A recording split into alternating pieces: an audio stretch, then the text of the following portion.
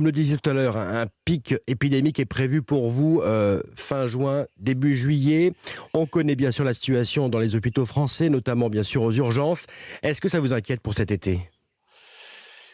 Écoutez, on a beaucoup de choses. On a l'état des urgences, Mmh. la difficulté, le malaise à l'hôpital.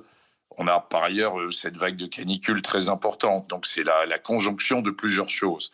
En soi, l'arrivée de Omicron BA5 nous inquiète modérément. Mmh. C'est-à-dire qu'elle remet sur la table le fait que le Covid n'est pas fini, mais nous en étions évidemment totalement persuadés, mais on pensait à autre chose. Et elle ne doit pas changer la politique générale, qui est que la France doit vivre et apprendre à vivre avec les variants. Et je pense qu'on est tous d'accord là-dessus. Par contre, elle doit inciter, d'une part, à garder les outils pour Mmh. pour surveiller ce qui se passe, et puis à vacciner avec une quatrième dose les plus anciens et les plus fragiles. Professeur, dernier point, nouveau texte qui sera présenté mercredi prochain au Conseil des ministres. Les autorités, elles disent on ne change rien. Pas question de prolonger le régime d'urgence sanitaire qui prend fin, on le rappelle, à la fin juillet. Est-ce que c'est assez raisonnable selon vous? Écoutez, c'est une question qui est plus politique, qui ne relève pas de moi. Mmh.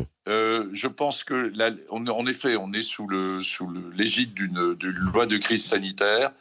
Il m'apparaît raisonnable, compte tenu des outils que nous avons, du niveau de vaccination qui est atteint, en particulier en métropole, je dis bien en métropole, Mmh. que la démocratie reprenne tous ses droits et que finalement on se libère d'un certain nombre de décisions un peu difficiles qui avaient été absolument nécessaires et que le Conseil scientifique a approuvé.